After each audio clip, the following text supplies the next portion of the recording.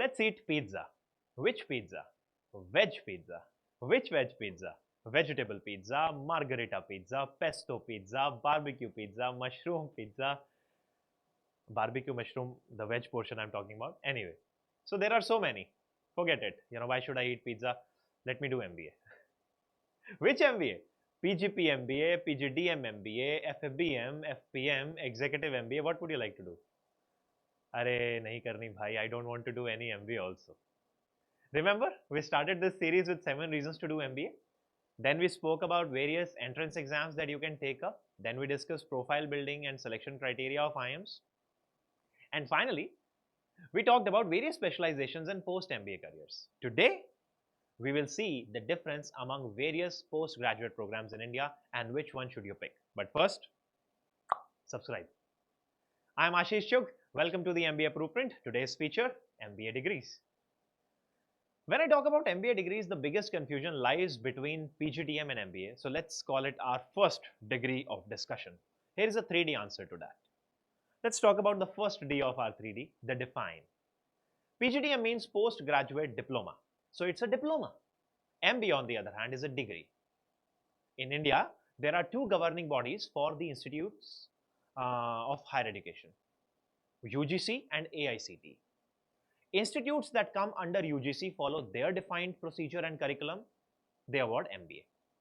But there are some institutes that prefer autonomy in their affairs, what content they should produce, what curriculum they want to design, etc. Such institutes are either autonomous bodies or recognized by AICTE, and they come directly under Ministry of HRD. They cannot award MBA, so they award PGDM. Let's talk about the second D of our 3D, design. MBA is generally a 2-year program if I talk about the duration, but PGDM can be both 1-year or 2-year program depending upon what the institution providing it has set. As far as the examinations go, the exams in MBA institutions are conducted by the affiliated university. For example, if there are 5 colleges in a university and all 5 offer MBA program, the examination will not be college-wise, as in respective colleges are not going to set the exams. It will be one exam conducted by that university for all these 5 colleges. In case of PGDM colleges, however, it is the college that conducts the exam. Now, you might want to think about a valid question, and you should have it. Hey, if they are conducting their own exams, won't they make their exams easy to ensure that the result of their college remains at the top? The answer is fortunately no. If PGDM institutes misuse this privilege to their advantage, they will compromise on the quality of their education, which will reflect in their placements, which will reduce their national and international standing. And what will happen then? It will reduce the credibility of institution. It will make it less rewarding for people to join it. It will reduce their funds, which will lead to fall in the salaries of professors who would move elsewhere. And college then will have no funds to research also, which will collapse their curriculum, and it will eventually lead to the closure of the institution. So no institutes in their right mind will ever do that. In fact, in top B schools that offer PGDM, we have seen professors making competitive examination system to ensure thorough learning and thorough assessment. Let's talk about the third D, which is dividend. First part about the dividend is, of course, the payout. So is there any salary difference or any impact on career? When we talk about MBA versus PGDM, the answer is almost none. They are same. Salary is same because programs in their core are similar. Because PGDM is offered by autonomous institutes, it is considered more relevant to contemporary issues as they have the flexibility to change their course as they deem fit. And that's why organizations do not discount PGDM as just a diploma. It eventually boils down to the level of institute. For instance, if we talk about top institutes that offer MBA and PGDM, the salary bucket will be similar. However, in case you compare PGDM of a top institute with MBA of an institute which is lower in ranking, then PGDM of course will score high. Not because it is PGDM, but because of the level of institution. And yes, there is slight difference also. So some organizations and institutes of higher education in foreign countries value a degree program more than a diploma program as part of their eligibility criteria. And that's where MBA scores. Now, many people who graduated from IIMs faced this issue earlier because A lot of them go for further education in terms of a second MBA or a PhD. Then what happened? Government of India in 2017 passed a bill called the IIM bill, which declared IIMs as institutes of national importance and allowed them to offer MBA degree. Earlier, IIMs used to offer PGDM degree. So that way the issue of PGDM bound obstacles regarding the career were obliterated. So what's the verdict eventually with respect to PGDM versus MBA? Ekam sad vipra bahuda vadanti, reality is one. The wise just call it by different names. And that's essentially the difference between PGDM and MBA. So decide on the basis of which institute serves your career interest better in terms of subject, return on investment, etc., etc. And then you can decide whether you want to go for PGDM or MBA. Basically, whatever that institute is offering you. And yes, in most cases, they both require CAT exam score or those normal Indian MBA exams that are other than CAT. And that is exactly the degrees. These are the two degrees for which you prepare when you prepare for CAT exam. Let's talk about the second type of degree program, the executive programs. This is for experienced people, highly experienced people. It goes by many names: EMBA, MBA PGPX, XMBA, EPGP, EPGM. The common thing is that all these abbreviations will have something for the word executive in it, either E or X or EX. Let's talk about eligibility requirement in this case. Again, in terms of the work experience that one must have, eligibility is 5 years or more in most top IIMs. However, I'd recommend that because these are specialized programs, it is recommended that you should have more experience, and that too in a particular industry. And unless you're sure that this is what you want to do eventually in the long run, you should not go for executive programs. Your peers will be highly experienced. They would have a different view of looking at things, different way of dealing with case studies, business problems of their subjects, and so on. If a person with less experience or less surety about the career role goes into executive programs, the chances are that the person could feel lost. However, if the above criteria are met, executive programs are one of the most immersive postgraduate degree programs and can do wonders to your learning. Another thing I would like to tell you is that because the peer group is slightly more similar, the group is less heterogeneous as compared to the regular MBA programs in which the heterogeneity or diversity is high.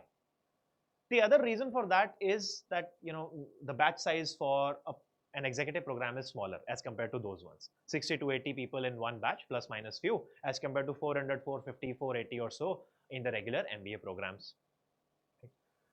But I think in terms of learning, personal connection and overall quality of batch, there is always a slight advantage, slight positivity when it comes to the small group. Let's talk about the duration of executive programs. It is generally 1 year. And the reason is quite simple. High work ex people do not have 2 years to just leave everything, not earn, and then study. Many of them are married, they have kids also. So that is also one of the reasons why 2-year program might not be a preference for them. Also, they are already habitual in the environment where they can work hard for a longer time. And I've seen that their approach to study without getting a sleep of more than 5 hours or so is more relaxed as compared to fresh graduates going for regular MBA programs.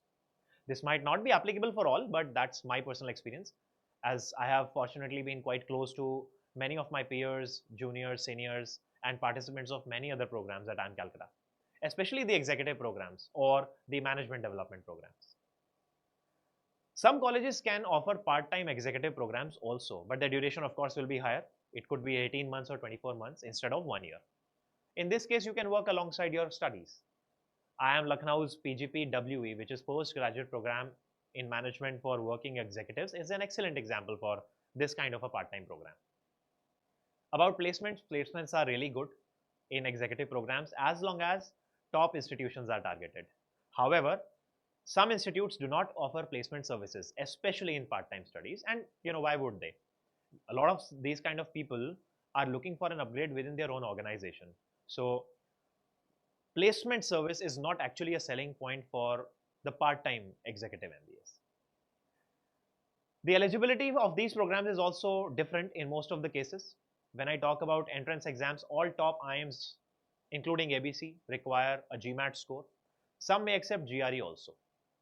Some colleges want only the center proctored GMAT score. In fact, I have seen most of the colleges wanting that and not the online or home mode one. More than 75 percentile is the basic minimum eligibility, but the major portion of eligibility is your profile and the subsequent interview. GMAT score is generally valid for 5 years, but IIM Calcutta has placed a capping of 3 years on GMAT score, which means that if your score is older than that, it is not valid for executive program in IIM Calcutta. So check the eligibility for whatever college you want to go for. Now here is a bonus thing for you. IIM Calcutta has an interesting executive program which is specifically made for engineers, and that is called their PGPX VLM program. So while they have their regular executive program, which is really good, this special program is a joint program of IIM Calcutta, IIT Kanpur and IIT Madras, in which each partnering institute teach their specialty in management education. The course has been designed by these institutes in consultation with CII, which is Confederation of Indian Industry, JICA, Japan International Cooperation Agency, and Department for Promotion of Industry and Internal Trade, and Ministry of Education. There is another interesting thing in it. 1 week of industry visit is there in Japan for studying best manufacturing practices under the aegis of this JICA. And what better place than Japan to study all these things? Let's talk about the third type of degree, the fellowship program, which is also known as doctoral program. Let's take a look at eligibility. First of all, I would like to tell you why I included this thing in the list. A lot of people think that fellow program is a doctoral program and it already requires master's degree. But there are some fellowship programs, especially in the top IIMs, top B schools, that would not really stop you from attending those even if you don't have a master's degree. So let's take a look at the eligibility for these. As far as education is concerned, in fact, let me take the example of IIM Calcutta.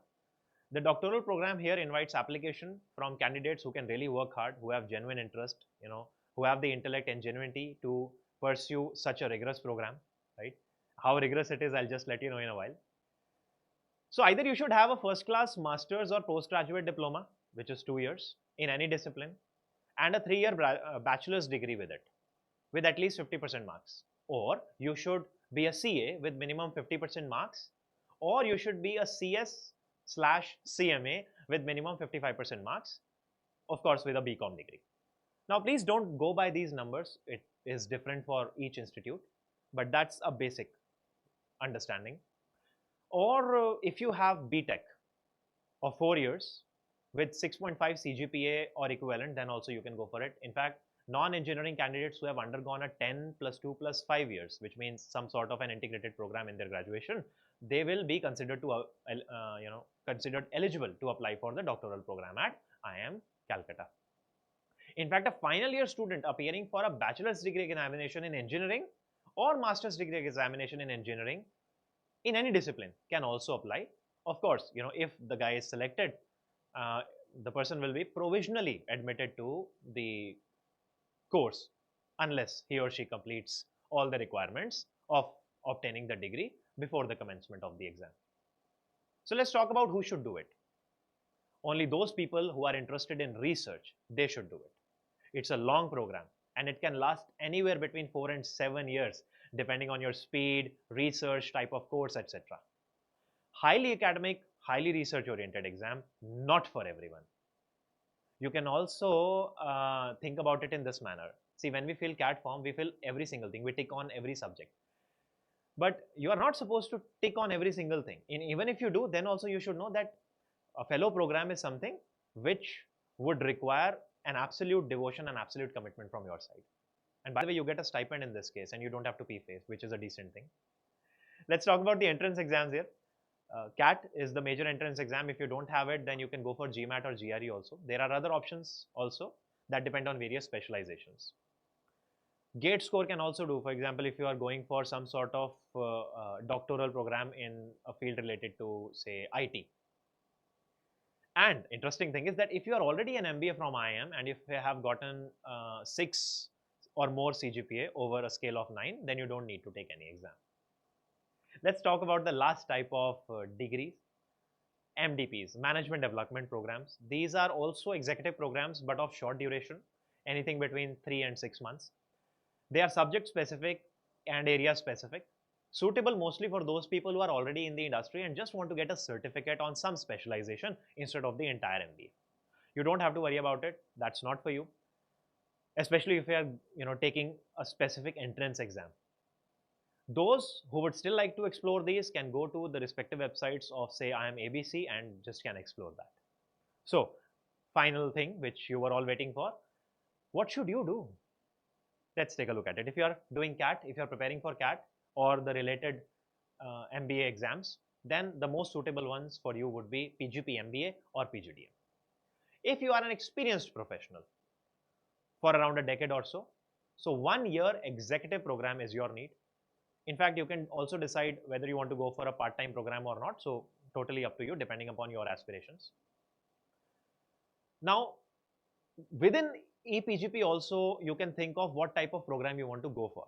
Some people go for a general management program, which is a generic one, and some people go for a specialized one like business analytics. So again, absolutely dependent on you. Third thing, again, if you are a working professional and you are currently working in an organization and you just want to upgrade your skill in just 1 or 2 subjects, then go for management development programs. But it is not recommended for someone who wants a job after that. Generally, there are no placement services available with these. And finally, if you want to be a professor or you want to go for research in the industry, go for the doctoral program. In the next video of the series, we will talk about top IIMs and equivalent non-IIMs. So stay tuned. Here is the MBA blueprint for you.